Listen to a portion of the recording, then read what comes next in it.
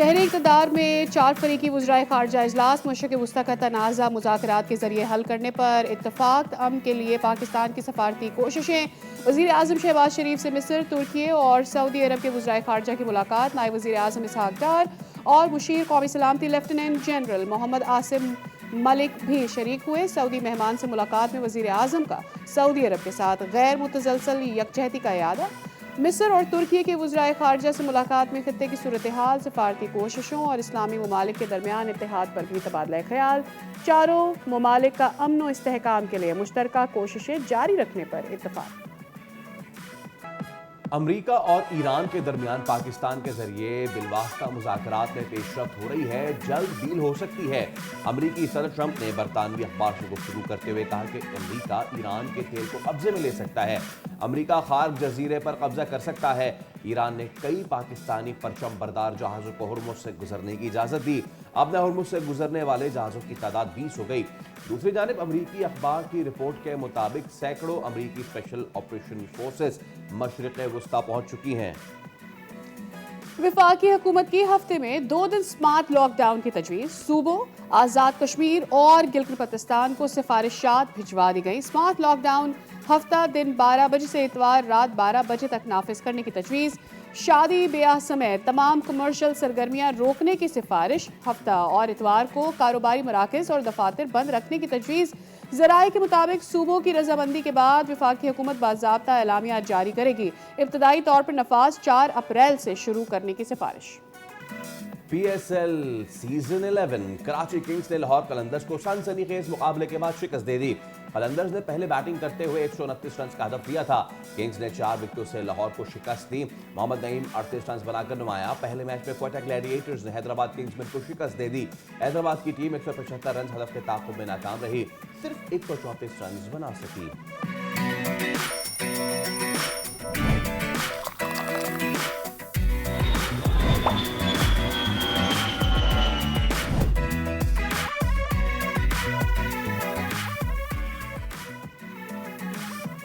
अस्सलामुअलैकुम, सुबह खैर, खुश आमदीद। दुनिया बोले है के साथ मैं हूं सैयद फैसल करीम और मैं हूं Sadia Samson. I really hope कि आपका वीकेंड बहुत अच्छा गुजरा होगा और आपका आज का दिन का आगाज़ भी बड़ा अच्छा हुआ होगा। वेल, कोशिश तो हमारी होती है कि हम अच्छी अच्छी खबरों से ही अपने शो का आगाज़ भी करें, जैसे कि हम चाहते हैं कि हमारी सुबह हमारे लिए अच्छी होती हैं। लेकिन कई रोज़ ऐसे गुजर जाते हैं और कई आफतें ऐसी आ जाती हैं कि जब कुछ खबरें हमें आपके साथ शेयर करनी होती है और दिल थोड़ा बोझिल भी रहता है आपसे ऐसी खबरें शेयर करने के लिए। यही सूरत हाल हमने बारिश के बाद जो सूरत हाल खैबर पख्तूनख्वा में पैदा हुई है उससे नुकसान खासा हुआ है, क्योंकि तकरीबन 6 मकानात कह रहे हैं कि मुनदम हो गए हैं। कई घर ऐसे हैं जिनकी दीवारें गिर गई हैं और 9 अफराद के जाँ बहक होने की इतलात सामने आई हैं, जिसमें 8 बच्चे शामिल हैं और 1 खातून भी हैं। और इसके साथ साथ मुल्क के मुख्तलिफ हिस्सों में बारिश का सिलसिला वक्फे वक्फे से जारी भी है। महकमा मौसमियात के मुताबिक खैबर पख्तूनख्वा के मुख्तलिफ अजला में वक्फे वक्फे से मंगल तक बारिशों का इम्कान है और इसके अलावा लैंडस्लाइडिंग और बारिशों के बायस शहरियों को एहतियात की हिदायत भी जारी कर दी गई हैं। अब मौसम के बाद ज़रा बात करते हैं आगे चल के प्रोग्राम में मौसम की सूरत हाल तफसीली तौर पर जानने की कोशिश भी करेंगे कि क्या ये बारिश आगे की सूरत हाल क्या रहेगी। लेकिन कल PSL में 2 मैचेस हुए और दोनों मैचेस एक मैच तो खैर सनसनीखेज नहीं हुआ। आई रियली होप कि हैदराबाद और कोयटा वाला मैच सनसनीखेज रहता, लेकिन ऐसा हो ना सका। बहुत ही मिजरेबली फ्लॉप आपको नज़र आई होगी हैदराबाद की टीम कल के मैच में। लेकिन on the other hand side जो लाहौर और कराची का बड़ा ही तगड़ा मुकाबला होता है, हमेशा से एक राइवलरी है जिसको दोनों सतह पर एंजॉय किया जाता है, चाहे वो लाहौर में मैचेस हो रहे हों या कराची में मुकाबले हो रहे हों। दिलचस्प भी रहा, मैच 20th ओवर तक भी गया और एंड में कुछ ऐसी चीज़ें भी हो गई जिसने मैच में कभी थोड़ी यूँ कह लें कि एक बिटर कंट्रोवर्सी क्रिएट करके आई थिंक लोगों का इंटरेस्ट बढ़ाया, उस खबर की तरफ भी ले गए जहाँ पर हम शायद जाना नहीं चाहते थे। जी हाँ, अब इसको तो हम आगे चल के ज़रूर प्रोग्राम में डिस्कस करेंगे। फ़िलहाल बढ़ते हैं अपनी मेन स्टोरी की जानिब और जो सिचुएशन इस वक्त बनी हुई है मशरिक़ वस्ता में, उसके बाद अब इस्लामाबाद एक अहम सिफारती मरकज़ बनकर सामने आया है, क्योंकि पाकिस्तान, सऊदी अरब, तुर्की और मिस्र के वज़राए ख़ारजा एक मेज़ पर बैठे हैं और ख़ित्ते के मुस्तक़बिल पर मुशावरत की है। अब ये मुलाकात ऐसे वक्त में हुई है जब ईरान समेत पूरा खित्ता गैर यकीनी की सूरत हाल से दो चार है और दुनिया ताकत के बजाय अब सिफारतकारी के रास्ते की तलाश में है। पाकिस्तान, तुर्की और मिस्र का एक प्लेटफॉर्म पर आना इस बात का भी इशारा है कि मुस्लिम दुनिया में मुश्तरका सफारती बयानिया तश्कील पाने की कोशिश कर रहे हैं। और अगर ये ममालिक वाकई मुश्तरका हिकमत अमली अपना लेते हैं और इसमें कामयाबी हासिल कर लेते हैं तो खित्ते में कशीदगी कम हो सकती है, जो कि ना सिर्फ ईरान के लिए बेहतर होगी बल्कि पूरे खित्ते के अमन के लिए, स्टेबिलिटी के लिए बहुत ही ज़रूरी होगी। हमारे साथ मौजूद हैं डॉक्टर हामिद अल मशरक़ी साहब, आप माहिर बैनुल-अक़वामी उमूर हैं। डॉक्टर साहब अस्सलाम वालेकुम and a very good morning to you. Islamabad being the centre of attraction, the focus of all this, मैं चाहूँगा सबसे पहले तो आगाज़ करें कि क्या है अंदर के इंसाइट्स। ममालिक जो स्टेक होल्डर्स हैं वो आके बैठ गए हैं, पाकिस्तान लीड कर रहा है इस तमाम तर मामले को सर। देखिए फैसल, मैं समझता हूँ कि पाकिस्तान की पूरी दुनिया में इस वक्त जो अहमियत है, इस जंग को रुकवाने के हवाले से पाकिस्तान की जो अहमियत है पूरी दुनिया को एक तीसरी आलमी जंग से बचाने के लिए, वो तारीख में हमेशा याद रखी जाएगी। देखिए अभी जो वज़राए ख़ारजा का कल जो इजलास हुआ है, मीटिंग हुई है तुर्की के, मिस्र के और सऊदी अरब के वज़राए ख़ारजा का, और वज़ीर ख़ारजा इसहाक़ डार ने जिस अंदाज में सबसे अहम बात यही पूरी दुनिया के आगे रखी है और नजर आ रहा है, वो ये कि इस जंग का रुकना फौरी तौर पर इंतहाई जरूरी है और इसको बढ़ने से रोकना। यानी पहले सदर ट्रंप ने 5 दिन के लिए एक थोड़ी सी जंग बंदी का ऐलान किया, उसके बाद अब 10 दिन के लिए किया है। और दूसरी जानिब पूरी दुनिया की रिपोर्ट्स ये आ रही कि शायद वहां पर खाराक जजीरे पर अमेरिका जो है वो अपनी फौजें उतारने का प्लान कर चुका है। सदर ट्रंप ये फैसला कर चुके हैं कि खाराक जजीरे पर कब्जा किया जाए। तो ये दो बड़ी इम्पोर्टेंट डेवलपमेंट है। पाकिस्तान के हवाले से या पाकिस्तान की कोशिशों के हवाले से सबसे अहम बात यह है कि किसी भी तरह पाकिस्तान की जो कोशिश है कि ईरान और अमेरिका को एक टेबल पर बिठा दिया जाए और एक टेबल के ऊपर बैठकर इस जंग का कोई ऐसा हल निकाला जाए जिसके अंदर ना सिर्फ अमेरिका और ईरान को पूरी फेस सेविंग मिले, बल्कि हमेशा के लिए इस खित्ते से इस जंग के जो बादल हैं वो हमेशा के लिए इसको ख़त्म किया जाए। क्योंकि इसकी बहुत बड़ी वजह आप भी जानते हैं, मैं भी जानता हूँ कि इसराइल ने जिस अंदाज में अमेरिका को ज़बरदस्ती इस जंग में घसीटा, और उसके बाद अब अमेरिका में देखें आप, लाखों की तादाद में लोग सड़कों पर आ गए हैं और इस जंग के खिलाफ मुजाहरे कर रहे हैं, बाकी दुनिया में भी हुए हैं। फिर दूसरी जानिब देखें तो ईरान की बड़ी तबाही फिर रही है, इससे कोई इनकार नहीं है। आपको अंदाजा होगा कि ईरान के ऊपर 11,000 के करीब टोटल अटैक्स किए जा चुके हैं। और ये वो इसका मतलब ये है कि अगर तेहरान और जो बाकी शहर हैं उनके ऊपर जो तबाही आई है उसका अंदाजा जो है वो या दुनिया को बाद में होगा। वहीं पर ईरान ने बेहतरीन अंदाज में मुज़ाहमत दिखाई है, जवाबी हमला किया है। तल अवीव पे एक तबाही आई हुई है, इसराइल में लोग हैफा में, तल अवीव में और दूसरे जो शहर हैं उनमें भी बाहर आए हैं और नेतन्याहू के खिलाफ मुजाहरे हो रहे हैं कि जी एक ऐसी जंग में पूरी दुनिया को घसीट दिया है जिसका तसव्वुर भी नहीं किया जा सकता, जिसके अगर ये जंग आगे बढ़ती टाइम आई मीन जो ईरान इसराइल वॉर है, हामिद साहब, ये पहली बार तो नहीं हो रही, मतलब इसी सीजन में हमने इस वॉर को दोबारा होते हुए देखा है। पिछली बार जो उसकी इंटेंसिटी थी उससे ज़्यादा इंटेंस ये वॉर है, उससे ज़्यादा ये वॉर लंबी हो गई है। और हम कोई भी नहीं चाहेगा कि इस तरह का कोई और ऐसा इंसिडेंट हम ईरान इसराइल के बीच में दोबारा किसी टाइम पे विटनेस करें। तो वंस फॉर ऑल सब चाहेंगे कि इस मसले को हल कर लिया जाए या किसी नहज पर ये पहुंच जाए, लेकिन उन सबसे ज़्यादा ज़रूरी इस वक्त सीज़ फायर है। और हर कोई डील और नो डील और ईरान को टेबल पर लाने की बात कर रहा है, बट मुसलसल आम इंसान की जानें ज़ाया हो रही हैं। सीज़ फायर के इम्कानात इस बैठक पे जहाँ पर मुस्लिम उम्मा जमा है, क्या कोई पॉसिबिलिटी आपको नज़र आती है इस बात की?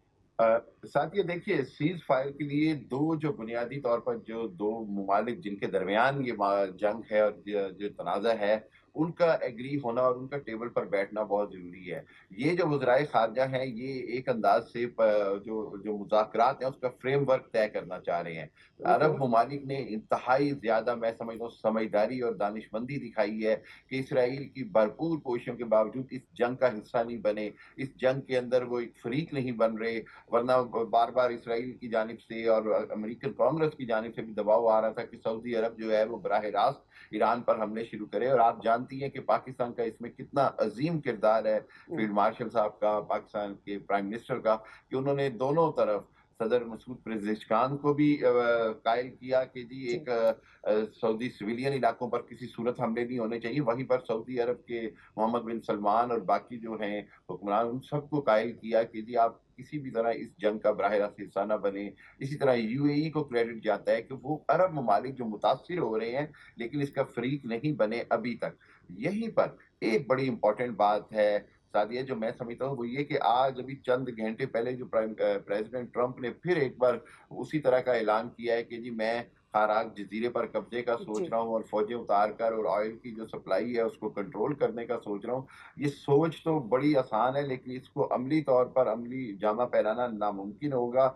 और हुँ। अमेरिकी फौजियों का और अमेरिका का जितना नुकसान होगा, फिर जंग जो है वो एक सेकंड फेज में चली, और राइट। सेकंड फेज जब बूट्स ऑन द ग्राउंड आ जाते हैं तो फिर जंग रोकना और जंग को काबू करना बहुत मुश्किल हो जाएगा, और अमेरिका जो है वो एक और दलदल में फंस जाएगा। इसलिए मैं कंसिस्टेंटली समझता हूँ कि हामिद साहब, हम ये देख रहे हैं कंसिस्टेंटली ईरान की जानब से कहा जा रहा है अभी डोनाल्ड ट्रंप के इस बयान के बाद आयरलैंड के ऊपर आने के बावजूद फिर हमने ईरान का भी इस पर रिबटल देखा और ईरान ने बोला आ जाएं, well we are ready for it. हाँ, थिंग इज कि एग्ज़ैक्टली। ईरान को ज़्यादा नुकसान उठाना पड़ेगा ऑब्वियसली। हमें पता है कि ईरान की यही अप्रोच रही है हमेशा से वॉर के लिए, बट ऑन ग्राउंड होना जितना ये अमेरिका के लिए मुश्किल हो जाएगा वहाँ से निकलना और फिर अपनी फेस सेविंग बिल्कुल। लेना, ईरान के लिए भी ये बहुत ज़्यादा डेवास्टेटिंग हो सकता है।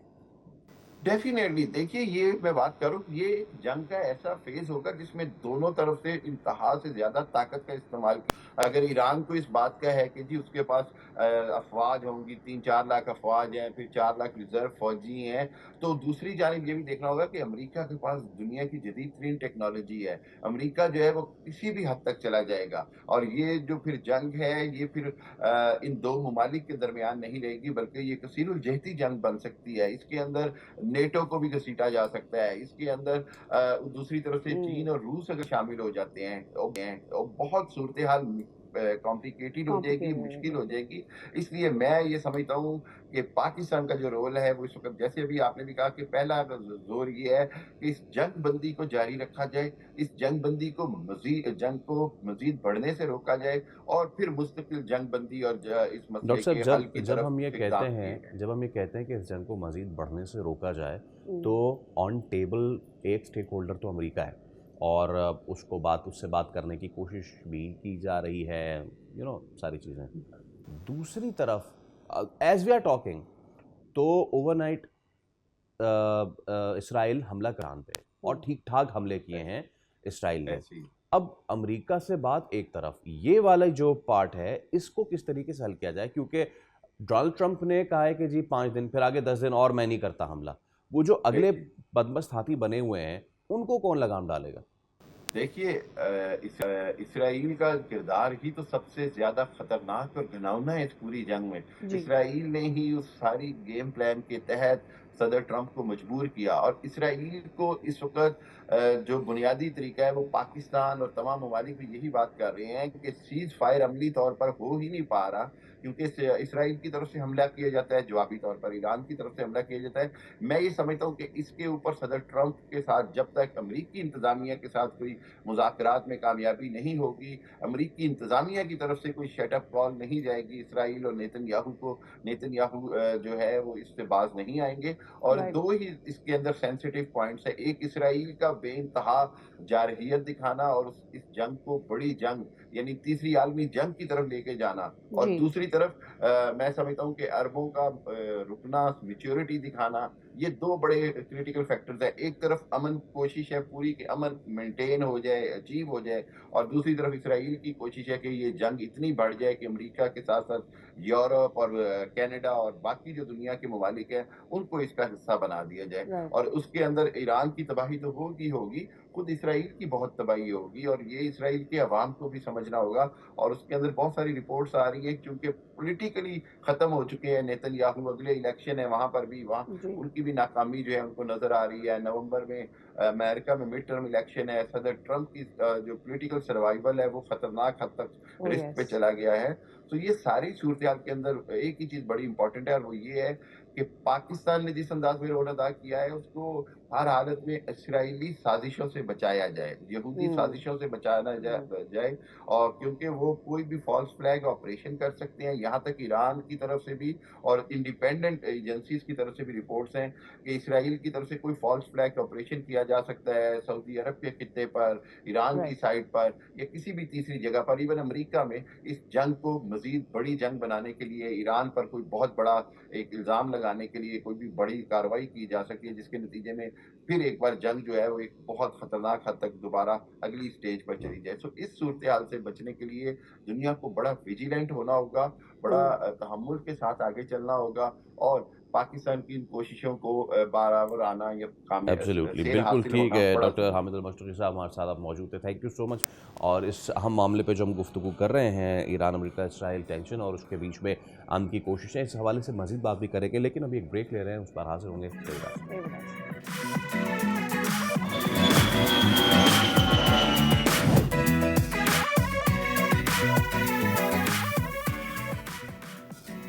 Welcome back again and thank you so much for joining us one more time. जनाब, इससे पहले हम बात कर रहे थे कि पाकिस्तान मरकज़ निगाह बना हुआ है क्योंकि हम देख रहे हैं कि दुनिया के अहम तरीन ममालिक जैसे कि तुर्की, मिस्र, और हम देख रहे हैं कि पाकिस्तान के वज़राए ख़ारजा समेत एक बड़ी बैठक लगी हुई है और ये बड़ी बैठक लगी है ईरान और इसराइल और अमेरिका के दरमियान किसी नहज पर इस पूरे सिचुएशन को पहुंचाने के लिए या रास्ते को पेव करने के लिए। इससे पहले हमारी हामिद मशरकी साहब से बात हो रही थी, अब डॉक्टर शाजिया अनवर चीमा साहिबा भी हमें ज्वाइन कर चुकी हैं। आप माहिर हैं बैनुल-अक़वामी अमूर की, आपसे बात करेंगे इस बारे में।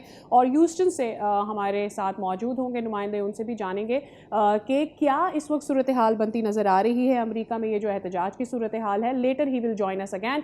Doctor Shazia, a very good morning to you, बहुत शुक्रिया आपके टाइम के लिए। ऑब्वियसली हमारे लिए ये बहुत ज़्यादा इम्पॉर्टेंट है इस वक्त जो सूरत हाल बनी हुई है और ऐसे में पाकिस्तान का किरदार बहुत ज़्यादा अहम है। क्या समझती है जो ताज़ा बैठक हो रही है, ये क्या इस मसले को हल कराने की तरफ एक राह हमवार कर सकती है या नहीं? जो भी कॉन्फ्लिक्ट होता है, चाहे कितना बड़ा हो, कितना गहरा हो, उसका सॉल्यूशन जो है वो नेगोशिएटेड ही होना होता है। ओके। इस कॉन्फ्लिक्ट में जो सबसे हैरान कर देने वाली बात है कि जो डिफरेंट पार्टीज़ हैं, उनमें से कम से कम एक जो है उसको तो यही नहीं पता कि उसके ऑब्जेक्टिव क्या हैं। जैसे कि अमेरिका, तो उनके तो ऑब्जेक्टिव हर 2 घंटे के बाद जो है वो चेंज हो जाते हैं, जो हम तक सोशल मीडिया के थ्रू पहुँचते हैं। ईरान के ऑब्जेक्टिव क्लियर हैं कि उन्होंने सर्वाइव करना है, इसराइल के ऑब्जेक्टिव क्लियर हैं कि उन्होंने ईरान को जो है वो डिसफंक्शनल करना है, बाल्कनाइज़ करना है, तबाह बर्बाद करना है। तो अब इस ऐसी सूरत-ए-हाल में जिसके अंदर मल्टी पार्टी एक कॉन्फ्लिक्ट है और पूरा जो है वो उसकी लपेट में है, तो उसको यकीनन किसी बैठकर बात करने से ही जो है वो ख़त्म उसका मसला हो सकता है। लेकिन उसमें पेचीदगी फिर ये होती है कि बैठकर बात की क्या जाए? क्या बात की जाएगी और सारी पार्टीज़ जो हैं वो उनको अगर एक मेज़ पे या इवन एक बिल्डिंग के अंदर ही आपने शटल डिप्लोमेसी से लेके आना है, फिर बात क्या होगी? तो बात जो है वो सरफ़ेस पे आपको 15 पॉइंट्स और 6 पॉइंट्स की सूरत में दिखाई दे रही है कि जो दोनों तरफ जो है वो बहुत मैक्सिमलिस्ट जो हैं डिमांड्स हैं। तो वो हमेशा ऐसा ही होता है नेगोशिएशन में, सबसे पहले मैक्सिमलिस्ट ही बताया जाता है, फिर उसके बाद कोई ना कोई कॉमन ग्राउंड ढूँढ लिया जाता है। लेकिन मेरा ये ख़्याल है जो आपका सवाल था हम्म। कि ये जो वज़राए ख़ारजा जो हैं कल इकट्ठे हुए हैं, ये यही बैठकर अभी डिसाइड कर रहे हैं कि अगर हम इस चीज़ को परस्यू करते हैं और आगे लेकर चलते हैं, तो फिर बात क्या होनी है?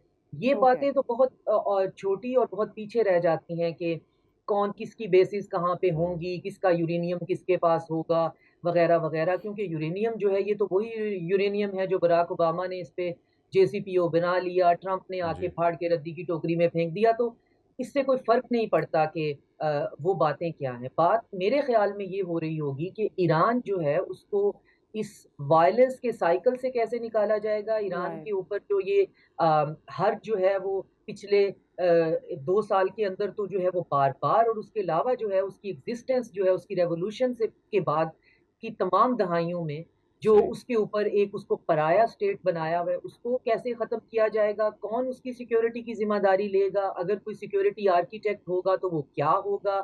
क्या वो किसी जो रशिया के साथ उनका स्ट्रैटेजिक मंसूबा है, उसमें कोई क्लॉज़ एंटर कर ली जाएगी, या फिर तुर्की, ओके। इजिप्ट, सऊदी अरेबिया और पाकिस्तान और ईरान मिलकर कोई अपना सिक्योरिटी आर्किटेक्ट बनाएँगे? Straight hmm. ऑफ हुर्मुज़ का क्या जो है वो उसमें कैसे ऑपरेट होगी और गल्फ के कंट्रीज़ का फ्यूचर सिक्योरिटी आर्किटेक्ट क्या होगा विज़ावी ईरान और इनकी राइट। आपस के जो है वो अगर ईरान जो है जिसके बहुत चांसेस हैं विक्टोरियस होता है इस पूरे कॉन्फ्लिक्ट में, तो फिर अगर इस खित्ते के बाकी ममालिक थोड़े से इंटिमिडेट फ़ील करते हैं, तो उनकी इंटिमिडेशन को कैसे हमने ख़त्म करना है, उसको ऑलराइट, नलिफ़ाई करना है। तो ये बहुत बड़ा टास्क है। ऑलराइट। इसके लिए अगर देखा जाए तो diplomatically you just need pages after pages कि आपने हुँ, क्या-क्या बात करनी है। डॉक्टर साहबा तो ये प्लीज़ इतना आसान हाँ, नहीं है कि इधर से हाँ, 5 पॉइंट, उधर से 4 पॉइंट्स और चीज़ें जो हैं वो ख़त्म हो जाएँगी और पाकिस्तान के कंधों पे जो सबसे बड़ी रिस्पॉन्सिबिलिटी इसके अलावा है, हुँ, वो ये है कि अगर किसी पॉइंट पे ईरानियन जो हैं वो पाकिस्तान आने पे एग्री होते हैं और नेगोशिएशन के लिए बैठते हैं,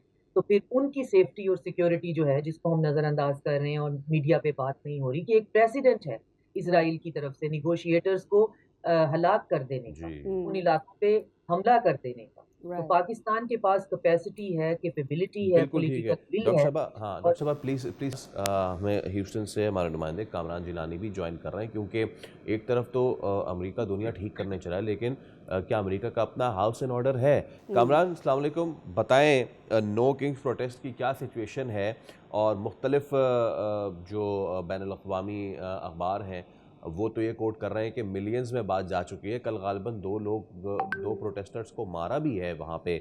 सो क्या इस वक़्त सिचुएशन चल रही है वहाँ पे?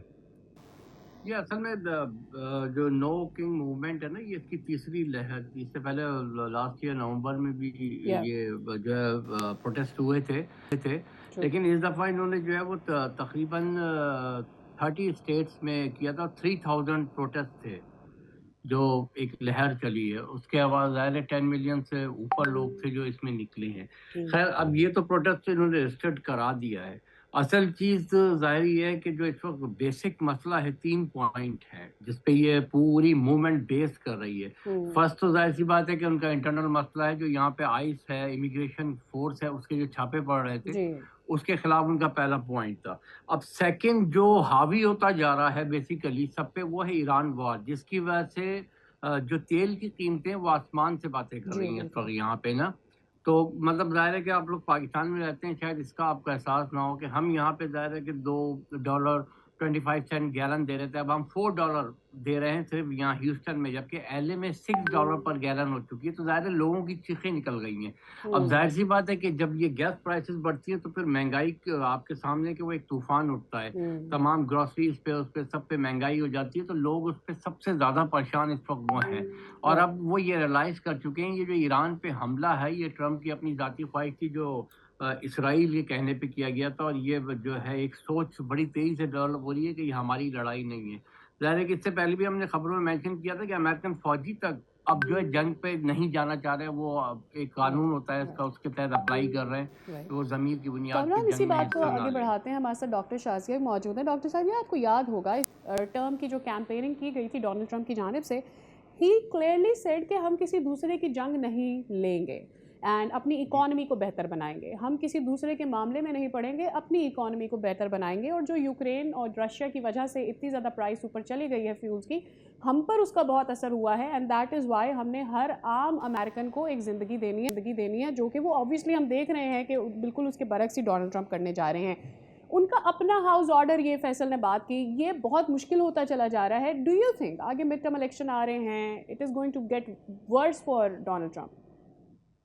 मिड टर्म इलेक्शन में मेरा ये ख़्याल है कि डोनाल्ड ट्रंप इम्पीच हो जाएँगे कि जब एक बंदा मेक अमेरिका ग्रेट अगेन जो है उसके स्लोगन से इलेक्शन जो है वो लड़ता है और लैंडस्लाइड उनकी विक्ट्री है जिसमें उन्होंने कहा कि मैं कॉन्फ्लिक्ट जिसमें उनका बहुत बड़ा मुस्लिम वोटर था जिसमें उन्होंने गज़ा का ओह जेनोसाइड यस। रुकवाने की तरफ इंडिया दिया था और साथ में ये कहा था कि जो हम रशिया के अंदर इस वक़्त जो है एक प्रॉक्सी वॉर जो है यूक्रेन के वाया लड़ रहे हैं, हम इससे निकलेंगे, अफ़गानिस्तान में हमारे गलत फ़ैसले थे, हमें बड़ी ह्यूमिलिएशन हुई, तो अब हम अपने मुल्क जो है उसके लिए काम करेंगे, जी। अपने लोगों के लिए और लोगों के साथ ये बहुत रेज़ोनेट किया। कि मसला ये है कि ये अमेरिका जो है एक ऐसा मेज़ है, एक ऐसा भूल-भुलैया हैं कि इनके पावर कॉरिडोर में जब आप एंटर होते हैं, तो आपका सर्वाइवल जो है फिर लाइन को टो करने में ही होता है।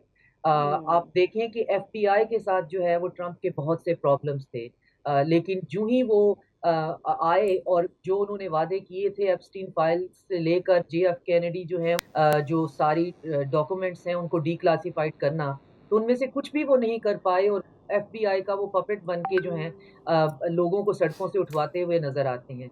तो बात ये है कि अब अमेरिका के अंदर लोगों के अंदर ये रियलाइज़ेशन हो रही है कि ये जो लोग हम सिलेक्ट करते हैं, जिनको हम अपना नुमाइंदा समझते हैं, ये असल में पपेट होते हैं और इनके पपेटियर कोई पीछे होते हैं और अब लोग उनको भी ट्रेस कर रहे हैं जैसे मिरियम एडल्सन का नाम बहुत आता है, जी। जैसे सिलिकॉन वैली के लोगों का नाम बहुत आता है, जैसे वो 5 बैंकर्स फैमिलीज़ का नाम ओह आता है, या कि ये जो लोग हैं, ये ट्रिलियंस ऑफ डॉलर की इन्वेस्टमेंट करते हैं पहले और फिर जब ये इन्वेस्टमेंट कर अपना एक पॉलिटिशियन जो है वो तैयार कर लेते हैं और उसको किसी जगह पे पहुँचा लेते हैं, तो उसके पास सिवाय इनकी बिडिंग करने के और कोई चांस नहीं होता।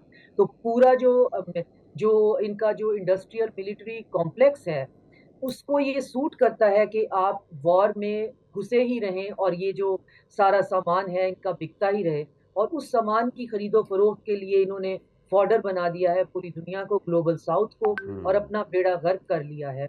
और अब हालात इस सिचुएशन में हैं कि इनके पास कोई और ऑप्शन भी नहीं है। अगर एक ट्रम्प अगर नहीं तो फिर और क्या? तो A, B, C, D आप Z तक चले जाएँ, सारे के सारे जो हैं वो पपेट ही होंगे। दैट इज द क्योंकि ट्रूथ। चार्ली कर्क की असैसिनेशन ने ये साबित किया है और उसकी जो इन्वेस्टिगेटिव उस पे Yeah. डॉक्यूमेंट्रीज़ बन रही हैं कि ये इसी उम्र में कॉलेज फ्रेशमैन की एज से ही इन्वेस्टमेंट करके बंदा टारगेट कर लेते हैं और उस पर इन्वेस्टमेंट शुरू कर देते हैं कि किसने पॉलिटिशियन बनना है और किसने आगे चल के एब्सोल्युटली कुर्सियाँ डॉक्टर संभालनी शाहज़ी, है। ये हिट द नेल, बिल्कुल आपने सही बात की है। और ग्लोबल साउथ पर जितना प्रेशर आ गया, लेट्स सी अगेन कि उसमें अब ये जो मीडिएशन का किरदार है वो कितना आगे तक जा सकता है। वेल विद दैट हम एक ब्रेक ले रहे हैं, उसके बाद दोबारा हाजिर होंगे स्टेज पर। stay with us.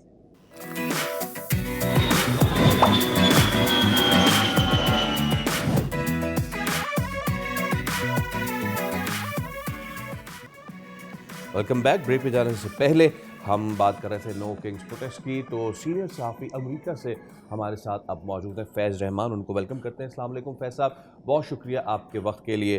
फैज़ साहब, रिजीम यहाँ ईरान में चेंज करते करते, is it a regime change in home for Trump? जी, बहुत बहुत शुक्रिया Faisal and Sadia, good to be on your show. You're welcome. माशाल्लाह एक पॉपुलर शो है आपका and it's always a We are privilege. humbled. देखिए, ये बात आपकी ज़ाहिर एक बहुत अहम सवाल है और यही वजह है कि इस वक्त न सिर्फ डेमोक्रेटिक पार्टी तो पूरी तरह से यूनानिमसली उनके ख़िलाफ़ है, लेकिन ख़ुद जो रिपब्लिकन पार्टी के अंदर जो थोड़ा बहुत जो शोर उठ रहा है वो यही है कि इस वक्त ये न सिर्फ ज़ाहिर दुनिया के अमन का मामला है, बल्कि ख़ुद अपनी उनकी ज़ाती हैसियत जो है बहैसियत सदर, जैसे एक अंग्रेज़ी का मुहावरा है कि that Hanks in the balance. अगर ये रिजिम चेंज की जो आपने बात की कि वाक़तन ऐसा हो सकता है कि अगर ये इस नवंबर में होने वाली इलेक्शंस हैं जो कि मिड टर्म इलेक्शंस हैं, जिसमें पूरी कांग्रेस, जिसमें 435 मेंबर्स ऑफ कांग्रेस हैं, वो इलेक्शंस के लिए जाएंगे अवाम के पास, और अगर उसमें इनकी अक्सरियत डेमोक्रेट्स आ जाते हैं कांग्रेस में और जी. सेनेट में भी तकरीबन 60 सेनेटर्स या तो डेमोक्रेट्स हों या कुछ ऐसे रिपब्लिकन्स के साथ मिलते हैं, तो न सिर्फ ये कि सदर ट्रम्प तीसरी दफ़ा इम्पीच होंगे, क्योंकि Yeah. 2 दफ़ा पहले इम्पीच हो चुके हैं अपनी फर्स्ट Absolutely. टर्म में, तो ये तीसरी दफ़ा भी मोस्ट लाइकली इम्पीच होंगे। और जैसे कि मैंने अर्ज़ किया कि अगर सेनेट में भी अक्सरियत हो जाती है इनके हम ख्याल लोगों की, तो वो उनको बाकायदा कन्विक्ट करके रिमूव कर सकते हैं, तो वो एक ऑप्शन है डेफिनेटली। तो ये ऐन मुमकिन है, लेकिन ज़ाहिर है कि स्टिल अभी काफ़ी दूर है नवंबर, इस अरसे में वो क्या करते हैं इसमें कोई शक नहीं है कि आप तमाम उनके बारे में आप जो कुछ भी राय रखें, लेकिन उनका एक जो पॉलिटिकल जो जीनियस है, जिसको कि हम बेवकूफ़ी भी कह सकते हैं, बाज़ लोग उसको अहमकाना हरकतें कहते हैं, लेकिन उसके बावजूद आप देखिए उनका कनेक्शन है अमरीकी अवाम से, जो कि अब Right. जिसमें आपको दरार पड़ती नज़र आ रही है। लेकिन Yeah. जो back to your question, yes it is a very much a possibility. Right, ठीक है, हम इसको आगे बढ़ाना चाहेंगे। आप इसे एक इंटरेस्टिंग नहज पे ले आए हैं, व्हेन यू से कि कन्विक्शन भी हो सकती है एंड नोइंग कि वो कितने पॉपुलर हैं। हमें जितनी कसरत से वो पहली बार जीते थे, उससे ज़्यादा अक्सरियत उनको इस बार हासिल हुई, वहाँ भी हासिल हुई जो इससे पहले हम जानते हैं कि डेमोक्रेट्स की स्टेट्स रही हैं। So we gonna talk about this a little more. लेकिन आप ये भी जानते होंगे कि इस वक्त जो मशरक़ वस्ता की सूरत हाल है, आज के शो में हम साथ साथ उसको भी डिस्कस करें। एंड समहाउ एक ब्लेसिंग इन डिस्गाइज है पाकिस्तान के लिए, और वो ये एक नया मौका है, एक अपॉर्चुनिटी की विंडो है पाकिस्तान के लिए, क्योंकि ख़ास तौर पर कराची पोर्ट पर इस वक्त हम देख रहे हैं कि आलमी शिपिंग का मरकज़ बन चुका है और जहाज़ों की आमदोरफ़्त में भी इजाफा हो रहा है। And at the same time हम देख रहे हैं कि ट्रांसशिपमेंट में भी इसका इजाफा हो रहा है। सो इसी पर हम बात कर लेते हैं। हमारे साथ सैयदैन रज़ा साहब मौजूद हैं, आप साबिक KPT चेयरमैन हैं।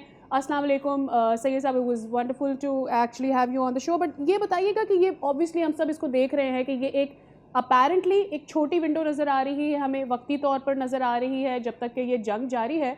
बट जहन में ये बात ज़रूर आती है कि क्या ये पाकिस्तान के लिए एक ऐसी अपॉर्चुनिटी खोल सकता है जो लॉन्ग टर्म रहे पाकिस्तान के साथ? ना तो देखिए कि जो ट्रेडिशनल हमारी ट्रांसशिपमेंट हब्स हैं गल्फ पोर्ट्स में, खासतौर पर जबल अली, तो चूँकि पोर्ट ऑफ हरमुज़ इस वक्त बंद है, स्ट्रेट ऑफ हरमुज़ एक्सेसिबल नहीं है, तो नेचुरली इसको ऑल्टरनेट रूट्स वो ढूंढ रहे हैं ट्रांसशिपमेंट के लिए। तो पाकिस्तान एक आइडियल उनके लिए लोकेशन है। बट ये कि जंग के ख़त्म होने के बाद क्या ये सस्टेनेबल होगा या नहीं, ये बहुत सारे फैक्टर्स पर डिपेंड करता है कि इसमें बहुत सारी हमें पॉलिसी इंटरवेंशंस करनी पड़ेगी। ग्लोबली हमको कम्पिटिटिव बनाना पड़ेगा, तब ये हो अच्छा,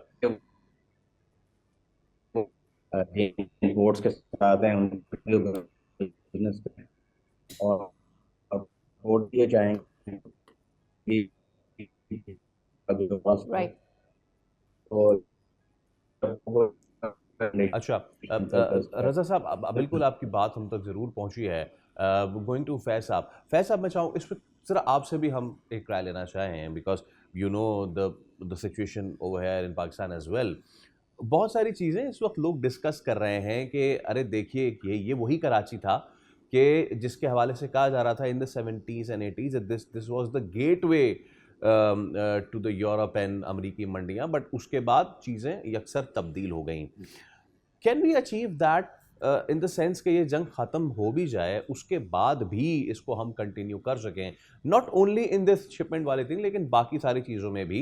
तो क्या तरीका है कि इसको कंटिन्यू किया जाए, सस्टेनेबल बनाया जाए इस मॉडल को?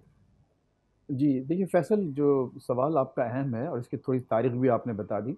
लेकिन देखिए खुद 97 में जब हांगकांग उसके लिए देखिए जा रहा था मैंने चाइना पहले भी के अर्ज पास की, मैं वापस, उनको तो उस ज़माने में जो तो बहुत दूसरी कोर्स है हुई भी रीजनल थी ये बात कि अब competitive Pakistan will become the hub, you know, a replacement, a substitute to Hong Kong for the free world. तो आपने देखा कि फिर वो पाकिस्तान में क्या-क्या चीज़ें हुई, हंगामे हुए। वो जो ख्वाब था कि कराची को उसका एक कमर्शियल और एक इंटरनेशनल, यू नो, एक एयरलाइंस का हब बनाया जाए, वो ख्वाब आपका न सिर्फ ये कि अधूरा हो गया, बल्कि वो एक डरावना ख्वाब, एक नाइटमेयर बन के रह गया था।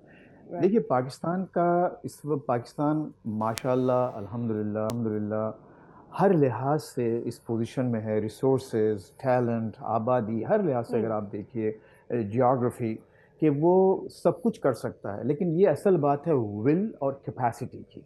क्या हमारा वाकई इतना स्ट्रॉन्ग विल है कि हम उसको वहाँ तक ले जाना चाहते हैं? आपने एक अच्छा सवाल किया। ज़हीर साहब की आवाज़ मैं सुन नहीं सका, उन्होंने ज़रूर अच्छी बातें की होंगी, लेकिन देखिए बॉटम लाइन ये है कि अपॉर्चुनिटी तो हमेशा है, हमेशा रहेगी आपके पास।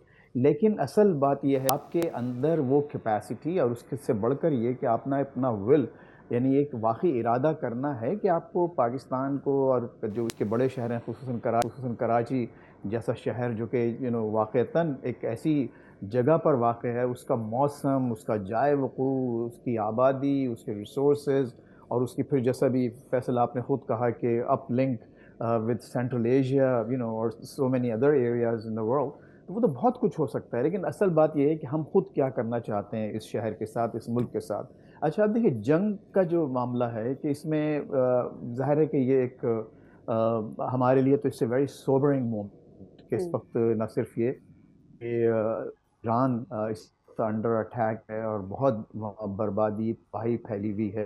कई मासूम लोगों की, हज़ारों लोगों की जानें वहाँ जा चुकी हैं, और ज़ाहिर है कि रीजन में की जो इकनॉमिक बीइंग है दाव पर लगी हुई। तो Yeah. पाकिस्तान का जो इस वक्त रोल है वो बहुत नोबल। देखिए, पाकिस्तान सिर्फ अपने लिए कोशिश नहीं कर रहा है इस वक्त, और बड़ी खुशी और बड़ा इत्मीनान है कि माशाल्लाह इस वक्त जो लीडरशिप है, सिविलियन एंड मिलिट्री, वो बड़े ही एक धीमे अंदाज से और मुदब्बिराना Absolutely. तरीके से इस पूरे मामलात को लेके चल रही है, तो जिसका फ़ायदा सिर्फ पाकिस्तान को नहीं बल्कि जो हमसाय ममालिक हैं इंक्लूडिंग डेफिनेटली, बशमूल और इस इंडिया, रीजन की स्टेबिलिटी के लिए भी ये उनको इम्पोर्टेंट भी है। तो एक सिचुएशन ऐसी बनी हुई है कि बिल्कुल जंग है, पाकिस्तान उसमें अपना सालसी का किरदार भी अदा कर रहा है, लेकिन उसके साथ साथ पाकिस्तान को ये देखना है कि वो क्या चीज़ें थी जो उससे मिस हो गई अपॉर्चुनिटीज़ इन द पास्ट, और क्या इस तमाम तर मामले में वो उसको दोबारा रीगेन कर सकता है। नहीं, वेल इसके साथ एक ब्रेक ले रहे हैं, दोबारा हाजिर होंगे।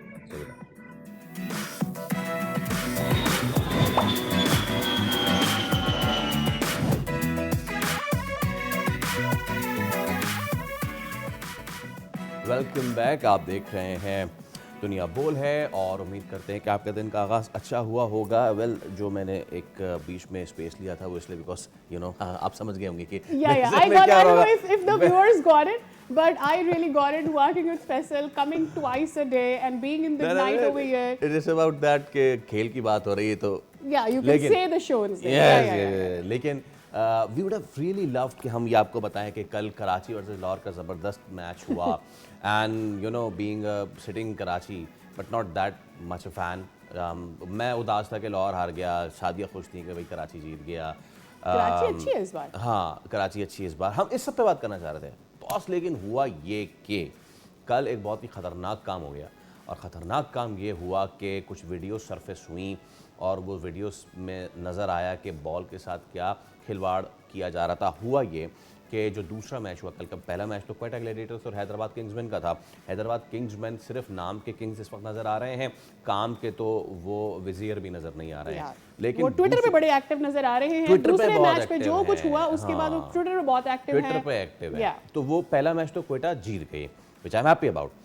लेकिन जब दूसरा मैच हुआ और कराची किंग्स और लाहौर कलंदर्स का बहुत ही दिलचस्प मुकाबला हुआ, वो दिलचस्प मुकाबला आखिरी ओवर में हुआ, आखिरी ओवर तक गया। आखिरी ओवर में जीतने के लिए चाहिए थे कराची को 14 रन्स, लेकिन ऐसे आंख इधर से उधर मैंने देखी तो हो गए 9 रन्स और विदाउट एनी बॉल। मैंने क्या हुआ, नो बॉल हुई, क्या हुआ? और हुआ ये कि अंपायर ने ऊपर पेनल्टी लगा दी 5 रन्स की। ये होता उस वक्त है कि जब लाहौर कलंदर्स ने बॉल के साथ छेड़छाड़ जो है की, उस पर इल्ज़ाम लगाया गया, अंपायर्स की जानिब से 5 रन्स की पेनल्टी आई। उसके बाद फिर लीग की सवाल पे अब सवाल उड़ गए जनाब के हाउ इज़ इट पॉसिबल, ये कैसे हो सकता है कि आप। I would like to take it on the positive note. ठीक है, ये किसी एक इंडिविजुअल का एक्ट ज़रूर है जो कि गलत है, एंड I'd say this, ये गलत है, और यू नो रेफरी का फ़ौरन बर वक्त इसके ऊपर एक्शन लेना, इट वाज वेरी गुड। लेकिन मुझे ऐसा लगता है कि यू नो बहुत सारी लीग्स होती हैं दुनिया भर में, और इस तरह की चीज़ों को उतना इंपॉर्टेंट, हाँ डील ज़रूर किया जाता है, लेकिन उसको इस तरह से हाईलाइट नहीं करने दिया जाता और कोशिश की जाती है। इससे पहले आपको याद होगा उमर अकमल वाला भी एक मामला हुआ था PSL में, उन्होंने उनको सज़ा भी दिलाई थी एंड देन उनके ऊपर एक बैन भी लगा था। तो मुझे ऐसा लगता है अब ये जो इससे पहले भी एक और कंट्रोवर्सी हुई थी, यू नो प्रोटोकॉल ब्रीच वाली भी, उसके ऊपर भी सवाल का जवाब मांगा गया। You know, so I think एक चीज़ बहुत ज़रूरी है कि PSL को इतना सीरियसली लिया जा रहा है, चीज़ें जो गलत हैं उनको सही किया जा रहा है, छुपाया नहीं जा रहा, पर्दा नहीं डाला जा रहा, ये नहीं समझा जा रहा कि एक इंडिविजुअल की गलती पूरी PSL की लीग को ख़राब कर सकती है। That's my perspective. जो हुआ वो गलत था, दैट्स वन थिंग। मेरा पर्सपेक्टिव ये है कि छुपा सकते नहीं है, क्योंकि 30-32 कैमरे लगे हुए हैं, और ना ही वो 1901 की क्रिकेट चल रही है कि जहां आप किसी भी तरह कुछ भी कर दे। I may sound harsh on that, but rules are rules. There you go, this is the most important thing, this is the most important. ये अंपायर फैसल आफरीदी ने 5 रन्स का इशारा किया। वो 5 रन्स का इशारा ना साथियों मैं आपको बताऊं, अगर थोड़ा सा बताएं कि जो अगर बॉल टेम्परिंग चार्जेस आते हैं तो होता क्या है। हुआ ये कि फैसल खान अफरीदी और जो शरफुद्दौला हैं, उन्होंने जो अंपायर्स, उन्होंने मैच रेफरी, और मैच रेफरी जो है ना वो और कोई नहीं, रोशन महानामा है फ्रॉम ICC। ठीक है जनाब, 5 पेनल्टी रन्स दिए। अब जो रेगुलेशन है, वो रेगुलेशन क्या कहती है? रेगुलेशन ये कहती है कि अगर बॉल को टेम्पर किया गया तो ये सिवियर लेवल 3 ऑफेंस है, सिवियर लेवल 3 ऑफेंस। और ये रिजल्ट क्या हो सकता है? जो इसमें मुजरिम करार पाया जाएगा, जो गिल्टी करार जा पाएगा, और उसका 6 टेस्ट मैचेस या फिर 12 ODIs इसका बैन लग सकता है और इसके साथ साथ 12 सस्पेंशन पॉइंट्स इसमें मिल सकते हैं। तो जनाब दिस इज, और जो साख खराब हुई वो तो अलग। अब इसमें शाहीन शाह अफरीदी भी कल आए, उन्होंने भी बात की कि जी हम देखेंगे कि कैमरे में जब आएगा तो हम उस पर देखेंगे। अब तो कैमरे पे आ गया है। इस सब पे ज़रा हम बात कर लेते हैं। क्रिकेट तज्ज़ेकार तनवीर अहमद हमारे साथ मौजूद हैं। अस्सलाम वालेकुम तनवीर भाई, बहुत शुक्रिया आपके वक्त के लिए। शुरुआत के ही दिनों में एक ऐसी चीज़ सामने आ गई है जनाब के जो हुए, लेकिन उस पर हम बात भी आपसे ज़रूर करेंगे। कौन सी टीम्स अच्छी कॉम्बिनेशन में आपको लग रही हैं फ़िलहाल तनवीर भाई, और कौन सी टीम्स को मज़ीद इस वक्त मेहनत की ज़रूरत है? देखें, हैदराबाद किंग्समैन की जो टीम है वो तो मुझे बिल्कुल बैलेंस टीम लग ही नहीं रही। अगर मैं ये बोलूं कि बिल्कुल ही पीएसएल की सबसे वीक टीम लग रही है तो मेरी सोच के हिसाब से वो गलत नहीं होगा। टीम तो ठीक है, महंगी ले ली, खुश तो हो गए सब कि हमने हैदराबाद की टीम ले ली, हम पीएसएल के अंदर आ गए, लेकिन कोई मतलब यानी अच्छी टीम नहीं लग रही। कप्तान को देखें, वो T20 का प्लेयर ही नहीं है। उसके अलावा जो है वो काफ़ी प्लेयर्स ऐसे हैं जो मैं पहले भी कह चुका हूँ कि वो उन्होंने बहुत अरसा पाकिस्तान में क्रिकेट खेली, लेकिन वो फिर अमेरिका चले गए, वहाँ से नेशनलिटी ली, वहाँ पे रह के वो किंग्समैन की टीम से खेलते रहे हैं, लेकिन उन्होंने कोई इतने बड़े लेवल की क्रिकेट नहीं खेली। काफ़ी अरसे से वो डोमेस्टिक भी नहीं खेली, पाकिस्तान में शायद रहते ही नहीं है, वो अमेरिका में ही रहते हैं, वहीं बस लीग्स वगैरह जो होती हैं। तो अगर उनको उस चीज़ का फ़ायदा हुआ है कि किंग्समैन में उनको लिया गया है, तो वो उस लेवल की तो उनकी प्रैक्टिस ही नहीं है, ना उन्होंने खेला। तो ये 4-5 प्लेयर से उनको बहुत ज़्यादा फ़र्क हो रहा है। तो बाकी 2 मैचेस हुए, अब इनको कहीं ना कहीं सोचना है कि हमने किन प्लेयर्स को लेके चलना है, किन प्लेयर्स को खिलाना है। मेरे ख्याल में ये मुझे बहुत ज़्यादा वीक टीम नज़र आई है। अगर स्ट्रॉन्ग टीम की बात करूँ तो लाहौर कलंदर की मुझे बॉलिंग बहुत अच्छी लग रही है, और पेशावर ज़ल्मी मुझे बैलेंस टीम लगती है कि वो टीम मुझे बाकियों से बैलेंस लग रही है, क्योंकि उसमें जेम्स विन्स आगे के मैचेस में आते हैं तो और मिडल ऑर्डर स्ट्रांग हो जाएगा। राइट। तनवीर भाई, ये बताइएगा कि क्राउड के बगैर ये जो पूरा पीएसएल सीज़न है ये फीका सा लग रहा है, क्या खबरें आप तक पहुंची है? Do you think PCB crowd को अलाउ करने का सोच रहा है? देखिए, सोच तो रहा होगा और सोचना चाहिए भी, और हमने कहीं ना कहीं ये भी देखा एक आध दिन पहले कि एकदम से जो है वो जितने भी फ्रेंचाइज के ऑनर्स हैं उनकी ट्वीट्स आ गई, सबकी तकरीबन एक साथ ही आई हैं। तो इसका मतलब ये है कि उनकी तरफ से भी प्रेशर जा रहा है, और वो लोग ये भी चाहते हैं कि हम जो है वो अपनी गवर्नमेंट से रिक्वेस्ट करें कि किसी न किसी तरीके से आवाम को जो है वो लेके आएँ। वजह ये होती है कि जब किसी भी फ्रेंचाइज के ऑनर्स का प्रेशर जाता है तो उससे बड़ा फ़र्क पड़ता है। मैं ये समझता हूँ कि फ्रेंचाइज के प्रेशर के जाने से पहले हमारी आवाम का भी एक प्रेशर होता है, उनकी भी एक ख्वाहिश होती है। उन्होंने भी बड़ी रिक्वेस्ट की हुई है कि हमें ग्राउंड में जाने की इजाज़त दें। तो मुझे ऐसा लगता है कि शायद हो सकता है आगे 2-4 दिन के अंदर अगर हम देखें तो हमें ग्राउंड में लोग आते हुए नज़र आएंगे। हो सकता है एकदम से बहुत ज़्यादा ना आए, आहिस्ता आहिस्ता करके आना शुरू हों, लेकिन आने के चांसेस नज़र आ रहे हैं। तनवीर भाई, लाहौर की जो अब ज़रा बात कर लेते हैं, डिसिप्लिन की खिलाफ वर्जियाँ तो बहुत ज़्यादा नज़र आ रही हैं। एक और जो केस हुआ है वो किसी आम खिलाड़ी नहीं है, कैप्टन शाहीन शाह अफरीदी और सिकंदर रज़ा, जो कोड ऑफ कंडक्ट ब्रीच किया है, सिक्योरिटी प्रोटोकॉल तोड़ा है। कितनी सीरियस है ये बात? बिल्कुल, अगर पाकिस्तान क्रिकेट बोर्ड ये सोचता है कि मतलब फ़ाइन का सिलसिला उन्होंने शुरू किया है या लीगल नोटिस के जो सिलसिले हैं पाकिस्तान क्रिकेट बोर्ड ने शुरू किए हैं, तो फिर ये भी एक छोटी चीज़ नहीं थी, ये तो बहुत बड़ी मिस्टेक थी। अगर इतनी सिक्योरिटी है होटल के अंदर, और जब मना किया गया है कि कोई भी बाहर से बंदा नहीं आ सकता, या अगर कोई आएगा किसी प्लेयर से मिलने, या अगर कोई भी प्लेयर अपने पास रूम में उसको बुलाने की कोशिश करेगा तो उसको परमिशन लेनी पड़ेगी। अब देखना ये है कि क्या जो सिक्योरिटी थी वहाँ पे उन्होंने परमिशन दी है शाहीन को, और सिकंदर रज़ा आई थिंक दूसरे थे वो, उनको क्या सिक्योरिटी ने परमिशन दी है कि आप अपने दोस्त यार को कमरे में लेके जा सकते हैं? अगर दी है तो फिर उनके ऊपर सवाल है। अगर नहीं दी है और प्लेयर्स को पता भी है कि नहीं, प्लेयर्स अंदर नहीं आ सकते, मना है, तो उसके बावजूद कैसे आ गए बगैर किसी मतलब इजाज़त के? वो कैसे अंदर आ गए? तो मेरे ख्याल में ये फ़ाइन होना चाहिए प्लेयर्स के ऊपर ज़रूर। ये जो सिक्योरिटी के मामला है उसमें बिल्कुल भी रिलैक्स नहीं होना चाहिए पाकिस्तान क्रिकेट बोर्ड को। ठीक है, बहुत शुक्रिया तनवीर अहमद साहब। Was wonderful to have you one more time on the show. और यकीनी तौर पर ये बहुत इंपॉर्टेंट होगा कि पीएसएल जो है उसको दोबारा से कंट्रोवर्सीज से बाहर निकालना है हमें, और उसका जो एक मोमेंटम रहता है जब सब लोग पीएसएल को एक इवेंट की तरह सेलिब्रेट कर रहे होते हैं, वो हम उस तरफ लेकर चले जाएं जहां हम सबके घरों में पीएसएल वैसे ही इंजॉय हो जैसे हर सीज़न में इंजॉय किया जाता है। जनाब चलिए कुछ अच्छी खबरें भी शामिल कर लेते हैं। और एक बहुत ही अच्छा मंजर कल देखा गया कि जब कौमी एयरलाइन पीआईए ने 6 साल के तवील वक्फे के बाद लंदन के लिए अपनी परवाज़ बहाल की and the first jet has landed as well. ये फ़्लाइट की वापसी नहीं है बल्कि पाकिस्तान की एविएशन की साख की बहाली की जो कोशिशें हैं उसकी एक बहुत बड़ी कामयाबी है। आफ्टर 6 लॉन्ग ईयर्स पीआईए की परवाज़ इस्लामाबाद से 325 मुसाफिरों के लेकर बरतानिया उसने लैंड किया है। बिल्कुल, और इस परवाज़ ने बरतानिया में मुकीम लाखों पाकिस्तानियों के लिए एक सहूलत थी जिसे दोबारा से शुरू कर दिया है।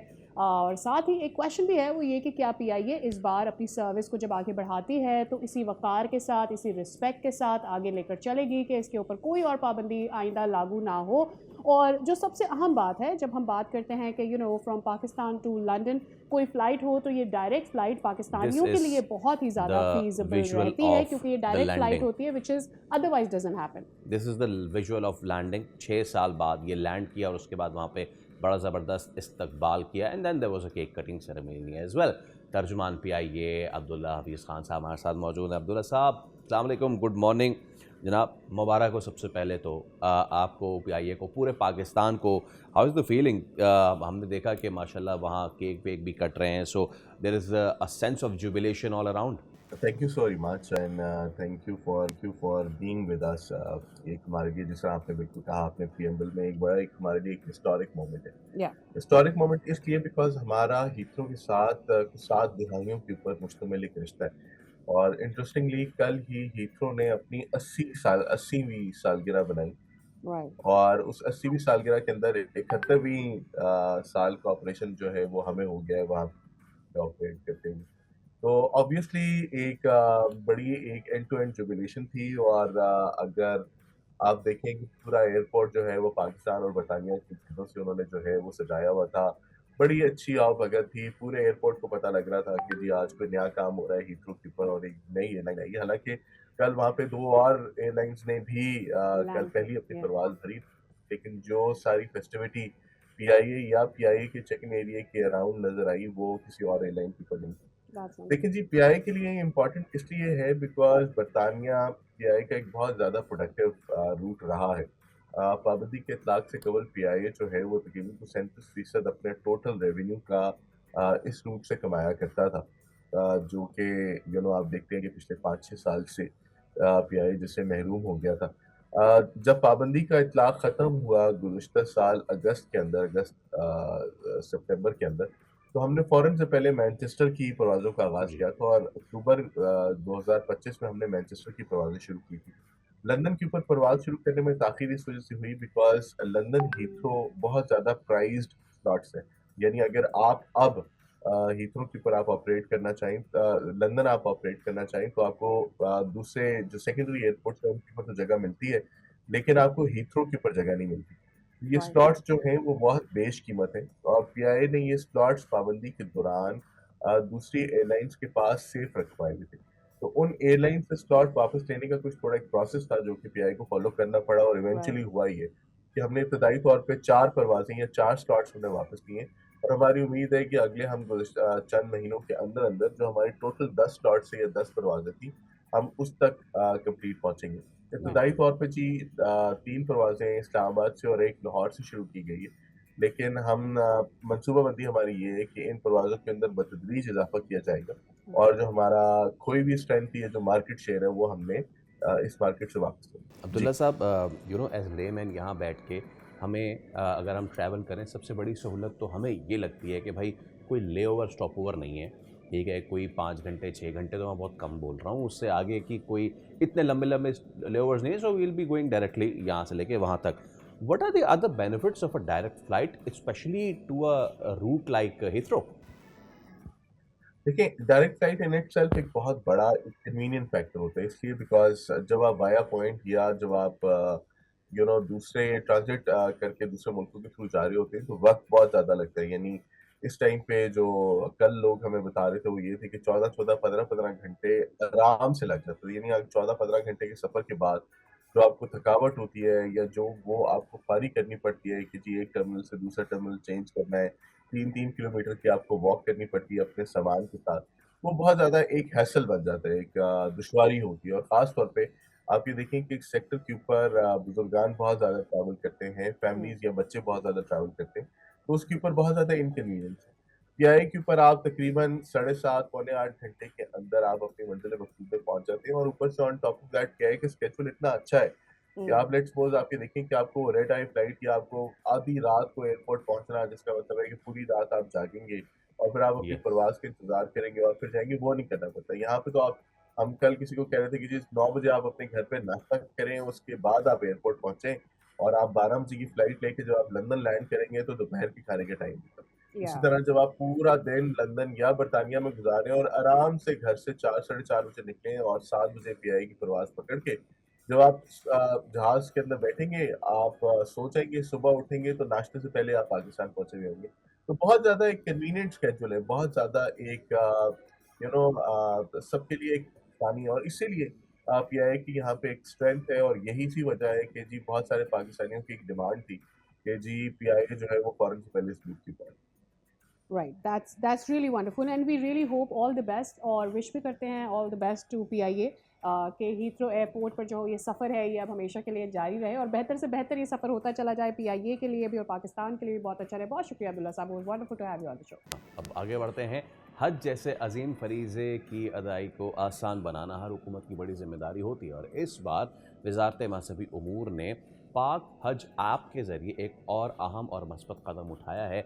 डिजिटल सहूलियात के इस दौर में हाजियों को अब मालूमात, रहनुमाई, शिकायत के इंदराज और फौरी अपडेट्स के लिए एक ही प्लेटफॉर्म मैसर है। बिल्कुल, और अब जो हुजाज कराम हैं वो लंबी लंबी कतारों में उनको नहीं लगना पड़ेगा, गैर यकीनी की जो सूरत हाल है उसका भी सामना नहीं करना पड़ेगा।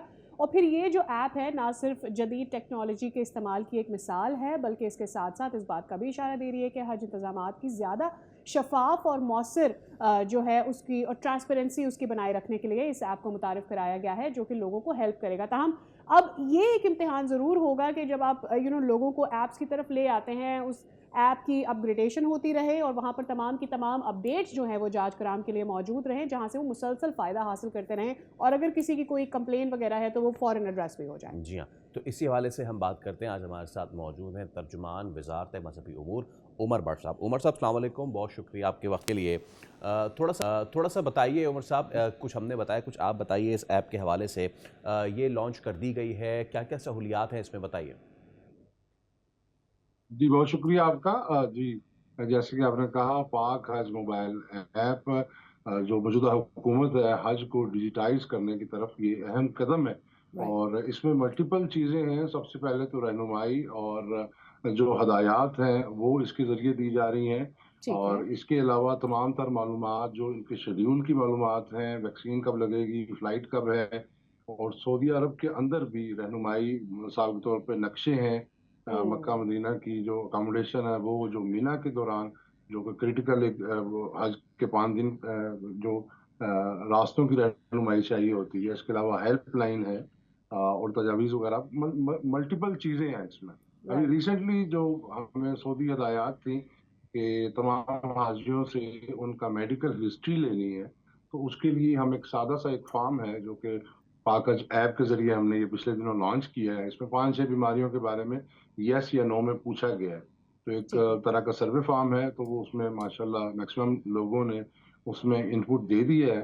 तो वो हमारे पास एक डेटाबेस भी आ गया है कि हमें किस तरह के डॉक्टर वहाँ पर चाहिए होंगे। मेडिकल हिस्ट्री भी आ गई कि वहाँ पर जब कोई हाजी हमारी डिस्पेंसरी में या हॉस्पिटल में जाएगा तो उसके पास जो हमारे प्रैक्टिशनर्स हैं, मेडिकल प्रैक्टिशनर्स, उनके पास डेटा शो हो रहा होगा कि इनको क्या क्या तकलीफ है, तो उस लिहाज से उनको डील किया जाएगा। और उमर साहब ऐसा महसूस हो रहा है कि इस पे स्कोप भी बहुत ज़्यादा है इस ऐप में, क्योंकि लोग ट्रैवल करते हैं, लोगों को होटल का स्टे चाहिए होता है, उन्हें अस्पताल भी कभी कभी जाना पड़ जाता है, उनको फ़्लाइट्स बुक करनी पड़ती हैं। ये सारी चीज़ें एक इशारा है कि इस ऐप को मज़ीद आगे चलकर इम्प्रोवाइज़ भी किया जा सकता है और ज़्यादा लोगों की हेल्प के लिए इसमें चीज़ें ऐड की जा सकती हैं। मुझे थोड़ी सी आवाज क्लियर नहीं आ रही, सर की आवाज ज्यादा क्लियर आ रही है। मुझे अगर सर रिपीट कर दें ये प्रोफेसर बात। हाँ, इसमें आगे चल के और मज़ीद अपग्रेडेशन जो है उसको भी तवक्को है, ये सादिया मिरिया क्वेंकर पूछ रही है। जी बिल्कुल। जैसा कि मैंने कहा, इसमें जो आगे टाइम गुजरेगा तो जो चीज़ें आज़मीन हज को बताने वाली हैं बिल्कुल उनका इजाफा किया जा रहा है। सरेदस्त पिछले 2 हफ्तों की अगर मैं बात करूं तो सऊदी हज वीज़ा जो है उसका बटन ऐड किया गया है होम पेज पर, और उसके जरिए कोई भी क्लिक करके तो सऊदी वेबसाइट पर चला जाता है। अपना सिंपल पासपोर्ट नंबर देना है, फर्स्ट नेम देना है, नेशनैलिटी पाकिस्तान लिखनी है और कैप्चा कोड डाल के आप घर बैठे सऊदी जो हज वीज़ा है वो हासिल कर सकते हैं। फिर इसी तरीके से फ्लाइट शेड्यूल ये पिछले हफ्ते हमने पाक हज ऐप पे और वेबसाइट पर दोनों पे आवेदन कर दिया है। हर एक बंदा अपनी फ्लाइट देख ले और उसके हिसाब से तैयारी कर ले। तीसरी अहम बात, जो मौजूदा ऑस्टेरिटी मेजर्स हैं उसके हवाले से फैसला हुआ था वजारत में कि एक ही दफ़ा इनको हज के में बुलाया जाएगा और एक ही दिन इनकी वैक्सीनेशन और अद्वियात की पैकिंग और इसके अलावा जो गिव अवेज हैं और जो ट्रेनिंग है ये एक ही दिन की जाएगी। पहले इनको 2 या 3 दफ़ा आना पड़ता था। तो हर हाजी को 10 दिन पहले हाजी कैंप बुलाया जाएगा तो ये सारे काम कर लेगा। इसके अलावा मक्का मुकरमा और मदीना मुनव्वरा में आपकी क्या रिहाइश है, उसके नंबर्स वगैरह आ जाएंगे, उसके मैप्स आ जाएंगे। फिर जो हज करीब आएगा वहाँ पर पहुँच जाएंगे तो वहाँ पर भी कुर्बानी कब हो रही है आपकी, या जो मिना अरफात में जो मैप्स हैं उनकी लोकेशंस वगैरह वो इंशाल्लाह एक्टिवेट होती जाएंगी। तो ये बड़ा मौसर जरिया है पाक हज ऐप वजारत का और अपने आज़मीन हज के साथ, ताकि उनको लम्हा ब लम्हा जो है हम आगाही दे सकें।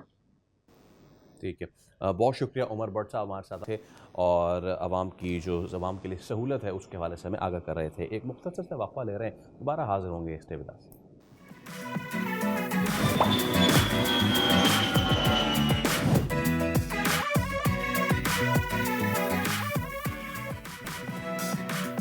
Welcome back once again. जनाब, वो एक मैं मुहावरा तो नहीं कहूँगा उसको, लेकिन एक आम स्लैंग सा है ना कि वक्त कम मुकाबला सख्त। इसको लाहौर के लेडी वेलिंगटन अस्पताल वालों ने इतना सीरियस ले लिया कि अब तो मतलब निज़ाम सेहत है ना उस पर संगीन सवालात इसलिए खड़े हो रहे हैं क्योंकि आप ऐसा नहीं कर सकते जैसा कि अब हम जो आपको वीडियो दिखा रहे हैं उसमें हुआ है। ऐसा लग रहा था जैसे कराची की सड़कों पे जो 2 बसों की रेस लगती है ना, बताएं ऑपरेशन का मुकाबला हो रहा है। दिखाएं जनाब वीडियो, वो दिखा भी दें ताकि अब जो बात चल रही है उसके साथ साथ जो है लोग रिलेट भी कर सके कि एक्चुअली भी कर हाँ, सकें। हम बात क्या सोशल करें। मीडिया पे वायरल हुई है। अच्छा, बाज़ाब्ता ऐसा नहीं कि किसी ने बाहर से वीडियो बना ली, नहीं, खुद बना रहे हैं डॉक्टर्स, वीडियो खुद बना रहे हैं। कंपटीशन चल रहा है, दो ऑपरेशंस का एक ही जगह पर कंपटीशन चल रहा है और बीच ही इसी के वीडियो बनाई जा रही है। एक तो ये वैसे भी पेशेंट की प्राइवेसी को ब्रीच करता है, ये बहुत गलत बात है, उसको पता भी नहीं है। और ये एक क्वेश्चन जो है ये भी रेज करता है कि क्या हर पेशेंट जो कि किसी भी ऑपरेशन थिएटर में मौजूद होगा वो जाने से पहले ये सोचेगा कि कहीं उसकी वीडियो तो नहीं बना ली जाएगी और कहीं वो वीडियो सोशल मीडिया पर तो सरफेस नहीं कर रही होगी। ये एक बड़ा सवाल है। लेकिन उससे बड़ी बात ये है कि किसी की ज़िंदगी के साथ आप यूँ खिलवाड़ कर सकते हैं कि आपने एक रेस लगाई हुई है कि ये वाला ऑपरेशन जो है वो सर्जन पहले करता है या ये सर्जन ऑपरेशन पहले करता है। क्या इंसानी जान की कीमत अब यही रह गई है? जी हाँ, तो हमारे नुमाइंदे अफजाल अब्बासी हमारे साथ मौजूद हैं, हम ज़रा उनसे बात कर लेते हैं। अफजाल, एक्शंस तो कुछ लिए गए हैं, एमएस हेड ऑफ डिपार्टमेंट समेत लोग मुअत्तल तो हुए हैं, मजीद क्या अपडेट है केस में? जी बिल्कुल, इस वक्त मैं मौजूद हूँ लाहौर के लेडी वेलिंगटन अस्पताल के बाहर और गुज़िश्ता हफ्ते जो है ये अस्पताल जो है वो खबरों की जीनत बना रहा। उसकी वजह यहाँ की 2 फीमेल डॉक्टर्स थी जिन्होंने ऑपरेशन के दौरान जो है वो वीडियो बनाई और ये दिखाने की कोशिश की कि यहाँ पर जो है वो ऑपरेशंस का भी मुकाबला होता है। और इस वीडियो को जो है उसके बाद सोशल मीडिया पर पोस्ट किया गया और वो वीडियो जो है वो बहुत ज़्यादा वायरल हुई। उस पर सीएम पंजाब ने, महकमे सेहत ने एक्शन लिया और अब तक जो है वो 8 डॉक्टर्स, 2 नर्सिस और 1 स्टाफ समेत कुल 11 लोग जो हैं वो अब तक मुअत्तल हो चुके हैं। MS lady Wellington doctor Farah इनाम, हेड ऑफ डिपार्टमेंट जो है गायनाकोलॉजी की डॉक्टर उस्मा हुसैन और इसके साथ साथ दीगर जो 6 डॉक्टर्स हैं वो अब तक मुअत्तल हो चुके हैं। लेकिन अब जो है वो YDA जो लेडी विलिंगटन अस्पताल की है और मियो अस्पताल की YDA है, ये दो अस्पतालों की जो यंग डॉक्टर्स एसोसिएशन है, उन्होंने आज 12 बजे जो है वो एक हंगामी प्रेस कॉन्फ्रेंस तलब की है और YDA ने ये मौक़िफ़ इख्तियार किया है कि डॉक्टर्स का इतना बड़ा कसूर नहीं था जितनी बड़ी सज़ा दी गई। डॉक्टर्स का ये मौक़िफ़ है कि जो सज़ा है वो बहुत ज़्यादा दी गई है डॉक्टर्स को महकमे सेहत की जानिब से, और इस पर जो YDA है वो मीडिया से भी खासी नाला है। हालांकि मीडिया ने जस्ट जो डॉक्टर्स का एक्शन है वो सिर्फ हाईलाइट किया, वो दिखाया और उस पर महकमा सेहत ने कार्रवाई करते हुए जो है इन डॉक्टर्स को मुअत्तल किया। और उसके बाद मेरे जहन में ये बात आ रही है कि ये ऑडेसिटी होती है, कहने का मकसद ये है कि आपने सारी मॉरल वैल्यूज़ की धज्जियां उड़ा दी, ऐसे में तो आपकी नौकरी भी चली जानी चाहिए। मुअत्तल करना तो सिर्फ वक्ती तौर पर मुझे लग रहा है कम है, लेकिन उसके बाद एतराज़ करने के लिए बड़ी ऑडेसिटी चाहिए होती है। बैरिस्टर वकास अब्रेज साहब भी इस मामले पर हमें ज्वाइन कर चुके हैं, उनसे भी बात कर लेते हैं। अस्सलाम वालेकुम sir, very good morning to you. ये डॉक्टर्स तो कह रहे हैं कि बड़ी छोटी, मतलब बहुत बड़ी सज़ा दे दी गई है। मेरी नज़र में तो ये बहुत ही छोटी सज़ा है। आप 2 ऑपरेशन की रेस लगाई हुई है पहले तो ये, और फिर आप वीडियो भी बना रहे हैं उसकी। इसके ऊपर तो मेरा नहीं ख्याल कि आपको लाइसेंस भी जारी रखना चाहिए किसी डॉक्टर का आगे। देखें जी, जहाँ तक पाकिस्तान पिनल कोड की बात है और मेडिकल लॉज की बात है, दोनों चीज़ें मैं आपके सामने रखूँगा। एक इंसान जो है एक प्रोफेशनल के तौर पे वो जब काम करता है बतौर वकील, बतौर डॉक्टर, इंजीनियर, पायलट, उसकी प्रोफेशनल नेग्लिजेंस या इस तरह का अपने प्रोफेशन के साथ खिलवाड़ एक इंसान नहीं बल्कि एक माशरे की, एक ख़ानदान की, एक कौम की ज़िंदगी बर्बाद कर सकता है। और ख़ास तौर पे इतना मुक़द्दस प्रोफेशन, आप वकालत की बात करें, आप मेडिकल फील्ड की बात करें, जो कि लाइफ सेविंग प्रोफेशंस हैं, अगर यहाँ पे भी रेस लगानी है, यहाँ पे भी सोशल मीडिया रेटिंग्स के सिलसिले के अंदर या किसी कंपटीशन में लोगों की ज़िंदगी उजाड़नी है, उनकी जो है वो फैमिली लाइफ या फैब्रिक को डिस्टॉर्ट और डैमेज करना है, तो ये बड़ी हैरानगी और शर्मिंदगी की बात है। जो इसमें इनका जो मेडिकल कोड ऑफ कंडक्ट है, इस हवाले से जो सज़ाएँ मुतय्यन की गई हैं, उसमें तो मैक्सिमम ये है कि उनका लाइसेंस सस्पेंड कर दिया जाए या कैंसल ही कर दिया जाए। ये तो आगे के उनका जो कोड ऑफ कंडक्ट है, जिस तरह एक वकील का प्रोफेशनल एथिक्स है, उनके भी एथिक्स है, उसके अंदर तो ये सज़ा मुतय्यन कर दी गई। अच्छा, जहाँ तक पाकिस्तान पिनल कोड की बात है, मेरे ख्याल में इस तरह की नेग्लिजेंस करना, सी सेक्शंस के दौरान करना, फिर वीडियोज़ बनाना, कॉम्पिटिशन्स करना, आई थिंक कि ये सारी की सारी चीज़ें समहाउ अटेम्प्ट टू मर्डर के ज़िम्मे में आती हैं कि आपने तो जिस तरीके से मरीज़ का ट्रीटमेंट कर रहे हैं या सी सेक्शन कर रहे हैं, ये किसी तरीके से भी दुनिया के किसी मुहज़्ज़ब माशरे में जस्टिफाइड नहीं है। उसकी 10 साल सज़ा है। फिर एट द सेम टाइम आप आज एक prevention of electronic crimes act 2016 की तरफ, उसमें भी सेक्शन 19 से लेके 23 तक दफ़ात मौजूद हैं कि आपके पास कोई प्रोफेशनली कोई भी पर्सन मौजूद है, उसकी जो उसने आपके साथ प्रोफेशनल कम्युनिकेशन, कन्वर्सेशन, कॉन्फिडेंशियल चीज़ें हैं, वो आप किसी तरीके से एक्सपोज़ नहीं कर सकती, उसकी कम्युनिकेशन तक एक्सपोज़ नहीं कर सकते। आपने तो वो तमाम की तमाम चीज़ें जो उससे रिलेटेड थी, जो उसकी फिज़िक्स से रिलेटेड थी, वो भी आपने समहाउ जो है उसकी भी वीडियोज़ वगैरह बना ली।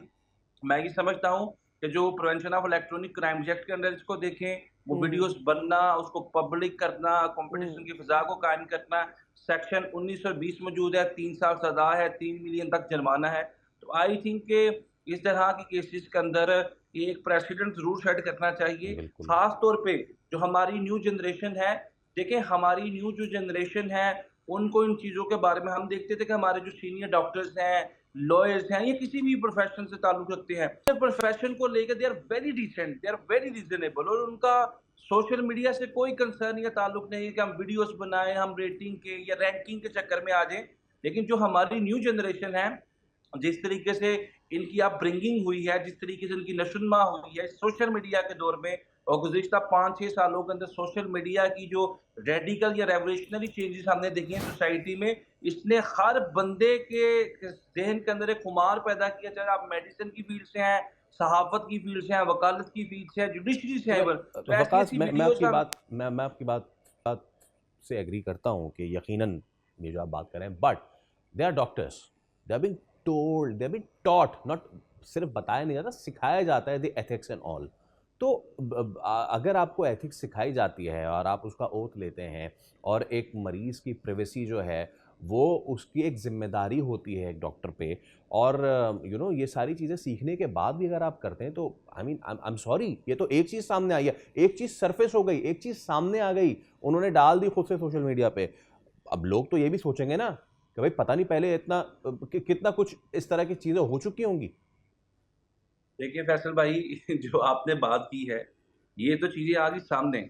जब एक मरीज को सी सेक्शन में एक फैमिली जो है डॉक्टर के सुपुर्द कर देती है, और वो इसी एतमाद के साथ, इत्तेकाद के साथ या ट्रस्ट के साथ कि जो मेरा फीमेल पेशेंट है, जो किसी की बहन है, किसी की बीवी है, किसी की बेटी है, इसकी नमूस और तकरीम और तकद्दुस सबसे ज़्यादा इम्पोर्टेंट है, और उसे बड़ी केयर और कॉशन के साथ उसकी इज्जत, तकरीम, उसका लिबास, हर चीज़ को मद्देनजर रखते हुए, उसको मर्दों की पहुंच से भी दूर रखना, हर चीज़ से मुकद्दम समझते हुए वो तमाम चीज़ें करेंगे।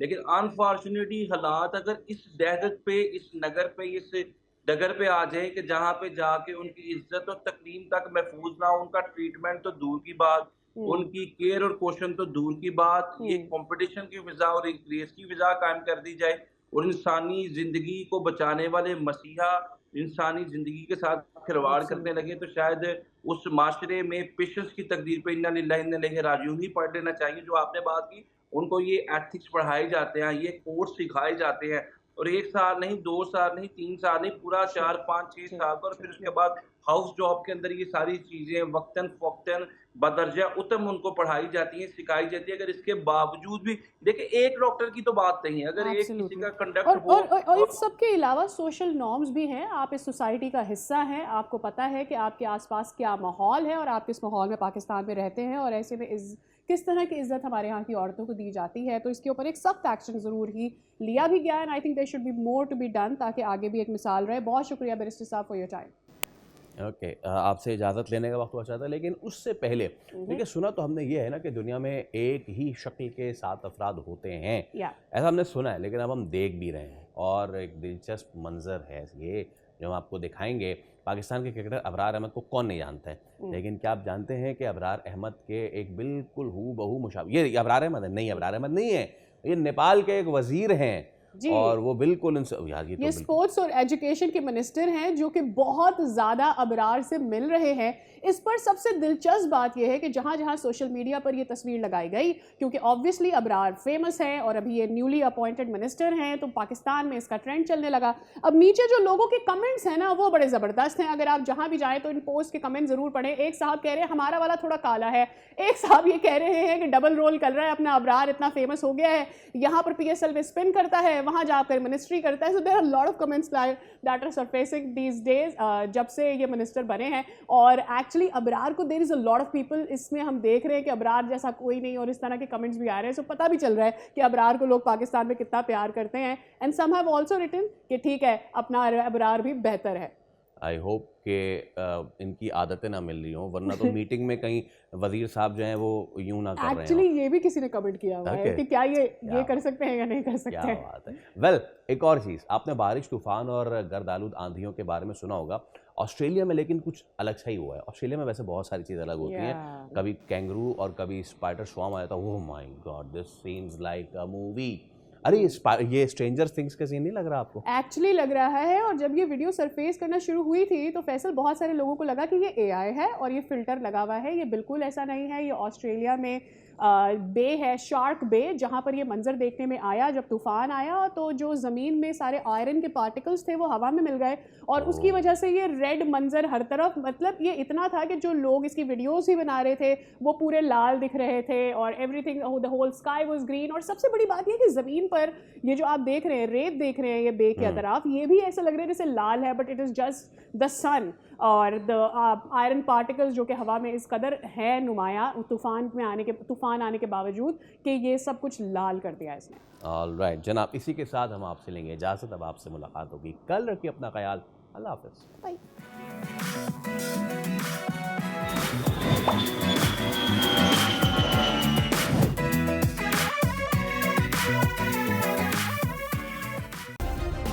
सब्सक्राइब करें और बेल दबाएं ताकि कोई खबर रह न जाए।